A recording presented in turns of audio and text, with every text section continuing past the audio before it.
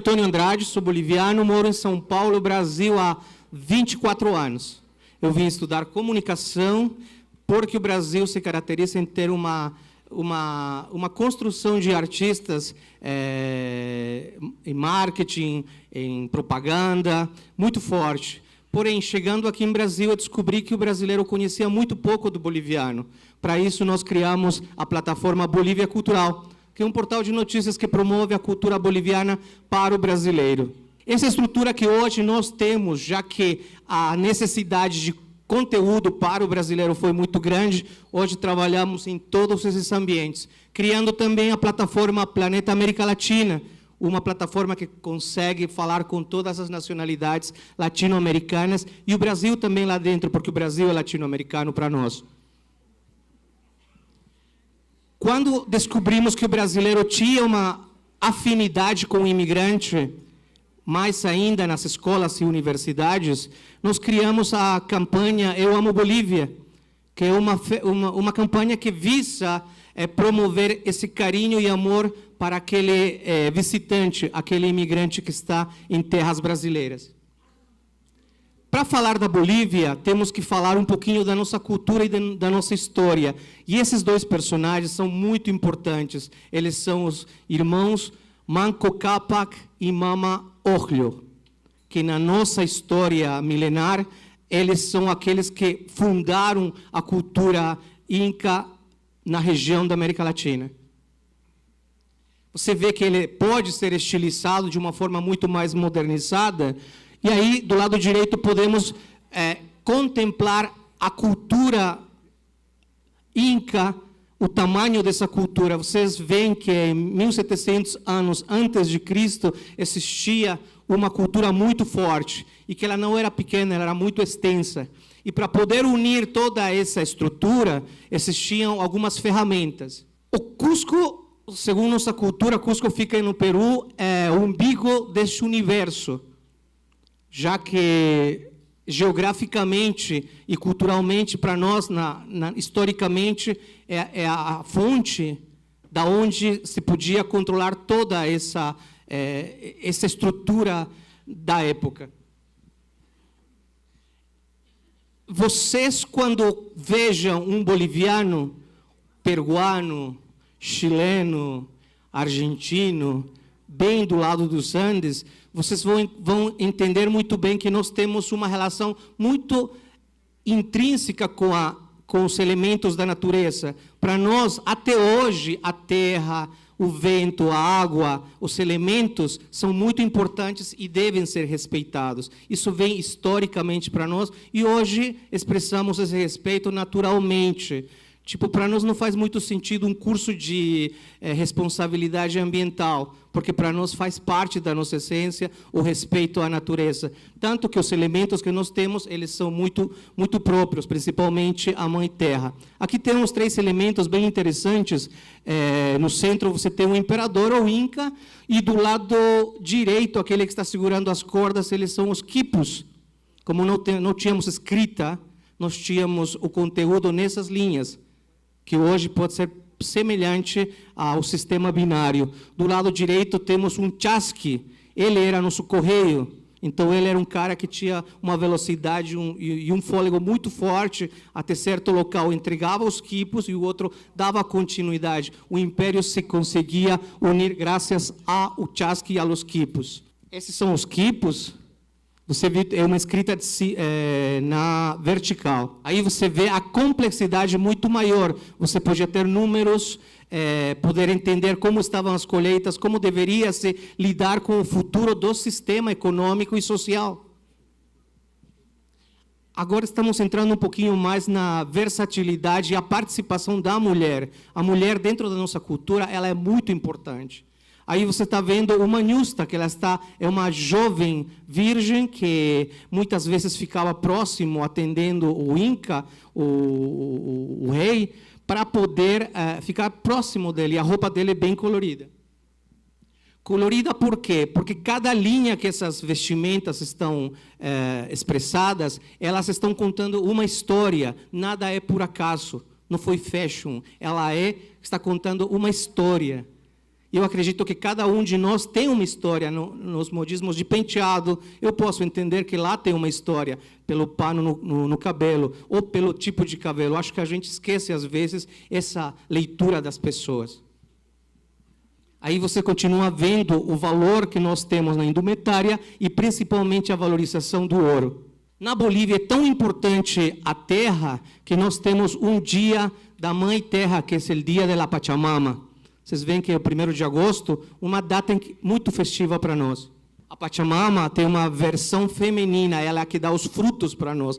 Então, nós retribuímos para ela, devolvendo o melhor que nós conquistamos nas colheitas com ela.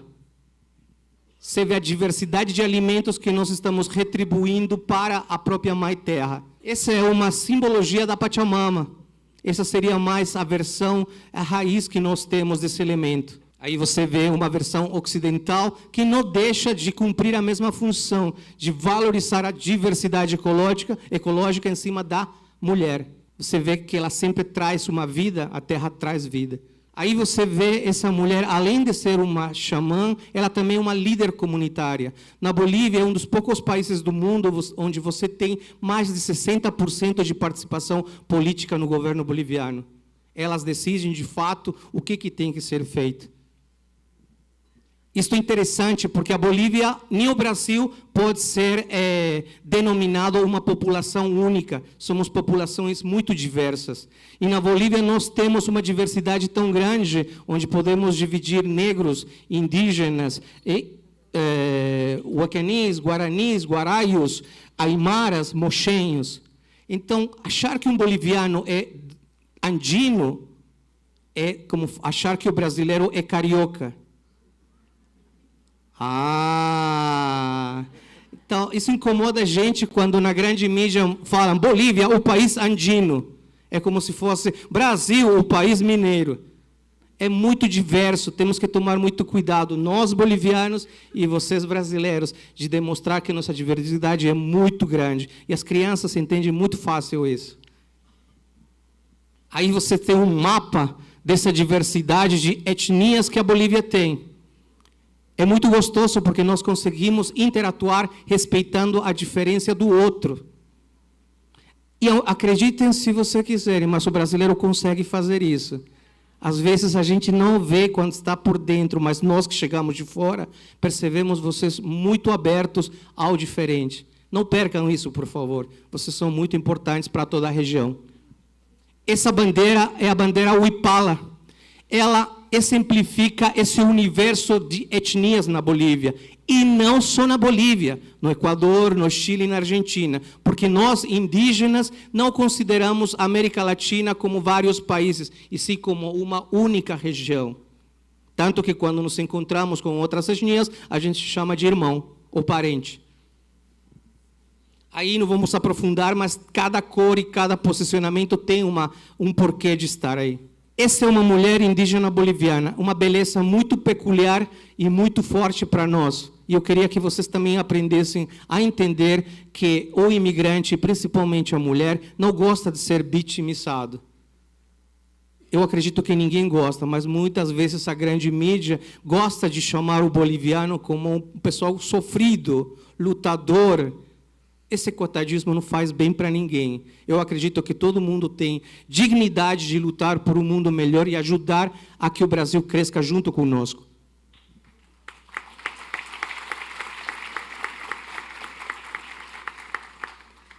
O boliviano que mora aqui, posso falar pela grande quantidade que tem aqui, fica feliz com as alegrias do Brasil e ficamos tristes com as tristezas, porque nós tivemos a oportunidade de escolher o Brasil como nossa moradia.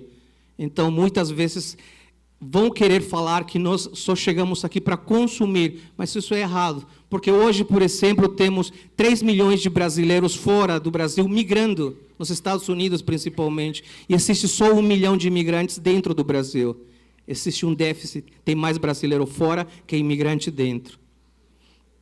Seguimos vendo a diferença das mulheres, temos uma diversidade muito grande, está muito próxima com a brasileira. Por quê? Porque temos uma das maiores fronteiras entre ambos países. O folclore boliviano é algo que nos une bastante, e as danças são um elemento muito forte. Aí você pode ter um pequeno resumo da diversidade de danças que nós temos. Você pode ver uma mulher com muita mais roupa, obviamente ela mora num ambiente muito frio. E do lado direito você vê uma menina com menos roupa, porque mora num ambiente muito mais cálido. Então, o Brasil, a Bolívia tem frio, tem selva e tem Amazônia. Então, é muito diversa. A mulher continua sendo um elemento muito forte na economia, tanto que ela é gestora de o empreendedorismo. Uma família sem uma mulher é pouco empreendedora na Bolívia. E ela carrega, além do empreendedorismo, a criança nas costas. Nós, bolivianos, temos uma comunidade negra muito forte. Às vezes ficam surpresos. Temos os afro-bolivianos, que na época da invasão, porque para nós não foi foi uma verdadeira conquista dos espanhóis, eles imporam o trabalho escravo e trouxeram os negros da África para poder extrair os minérios na Bolívia. Só que a altitude era muito alta e o africano chegava e não conseguia trabalhar, ele morria. Então tiraram das minas e levaram para o plantio do café. Hoje ainda temos uma população negra muito forte na Bolívia. Aí você vê essa diversidade, isso se chama Chulumani, fica próximo de La Paz, onde existe essa preservação da cultura negra muito forte. E, a propósito, o grande universo de folclore boliviano está basado na cultura negra. É irônico isso aí, né? Mostrar que um país andino tem uma influência africana. Esse rei é um dos últimos reis vivos na América Latina, rei negro.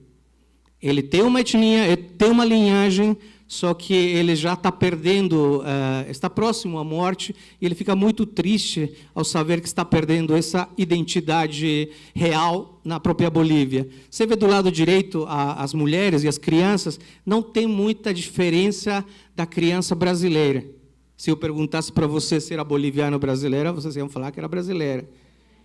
É isso que é bonito. Temos outro tipo de beleza mais ocidental que também continua tendo essa peculiaridade latino-americana boliviana. Continuam as mulheres, sempre no comércio, elas são as verdadeiras gestoras. E hoje as imigrantes bolivianas continuam sendo as gestoras do comércio nas suas famílias. Que bonita foto, você consegue ver as cores. O boliviano, a grande maioria tem esses tecidos coloridos, que são os aguaios, que contam histórias. E muito perguntam por que o boliviano sempre está dentro da costura, porque a gente tem facilidade na manualidade, no trabalho manual. Por isso que a qualidade da costura sempre tem um valor muito mais agregado. Lá é muito pequena o racismo entre nós. Lá é muito normal termos negros indígenas juntos no mesmo local. Tanto que quando estamos mesmo na mesma cidade, na cidade, morando na cidade, e temos uma namorada, a gente chama minegra, com carinho. Então, um termo negro não chega a ser tão pesado. É difícil ter esse atrito entre negros, indígenas e brancos. O Brasil e a Bolívia têm a maior fronteira seca da América Latina, 3.423 quilômetros. É um fato que a migração vai continuar, talvez em menos quantidade agora, depois da sociopolítica que está vivendo a América Latina e principalmente o Brasil. Porém, vocês são verdadeiros articuladores para que essa migração, em maior ou em menor quantidade, seja da forma mais decente possível. A história da migração boliviana começa em 1960 e em 1980 cresce bastante. Em 1960 eram aqueles estudantes das faculdades que estavam fugindo das ditaduras, da triste Operação Cóndor, que acabou com muitos jovens na América Latina. Atualmente, a coletividade boliviana está muito bem inserida na sociedade brasileira graças a vocês, porque vocês ajudaram a inserir socialmente os nossos filhos e a nossa primeira geração. Hoje já temos advogados, médicos, principalmente médicos e dentistas no mercado, e eles estudaram em colégios brasileiros, se formaram em faculdades brasileiras, e eles são brasileiros. Lamentavelmente, temos problemas na nossa gestão empresarial. Estamos lutando contra isso e sabemos que é um verdadeiro problema social as oficinas de costura com péssima qualidade. Porém, também temos oficinas que estão melhorando. Então, o imigrante hoje, o imigrante boliviano, não luta mais para se inserir na sociedade brasileira. Eu acredito que já estamos inseridos. O que está faltando é ser mais atuantes, sair da invisibilidade e participar mais, produzir mais para o Brasil. Temos ambientes como a Praça Cantuta, que é bonito, eu recomendo. Na Praça Cantuta fica próximo ao metrô Armênia. Você viaja, sai do Brasil sem sair do Brasil. É bem bonito. Aqui, rapidamente, nas duas próximas imagens, podemos ver que nós trabalhamos coletivamente bastante. Nossa praça estava deteriorada. Não esperamos que o poder público faça a sua parte e nós colocamos a mão na massa e arrumamos a praça. O pessoal chega, Antônio, você sabe cantar Despacito? Eu falo, sei cantar Despacito e rápido, porque Despacito é devagar, né? Então, o trabalho comunitário é muito forte dentro das coletividades indígenas. E o boliviano traz isso também. A população feminina e a população masculina se equivalem 50%, numa comunidade muito jovem. Esta parte interessa muito para vocês. A escolaridade e a qualificação do filho do imigrante está acima da média. Não sou eu que está falando, são dados que saíram nos meios. E eu fiquei feliz. Nossos filhos são mais inteligentes, se esforçam mais. Só que veio uma socióloga e falou, isso não é motivo de tanta alegria. Eu falei, mas por quê? Falou, essa criança é exigida o dobro em casa. Os pais pressionam demais essa criança para ela ser bem-sucedida. E é algo que nós carregamos, os imigrantes. Temos uma obrigação de ser bem-sucedidos para onde nós vamos. Por isso, muitas vezes, não voltamos para a nossa terra, porque não conseguimos conquistar o sucesso que nós sonhamos. Pode passar, por favor. Então é isso, galera. Eu quis ser um pouco mais rápido para talvez ter a oportunidade de dialogar com vocês e mostrar que a Bolívia é um país muito querido. Somos pessoas que chegamos aqui para participar com vocês e fazer desse Brasil um Brasil muito melhor. Muito obrigado.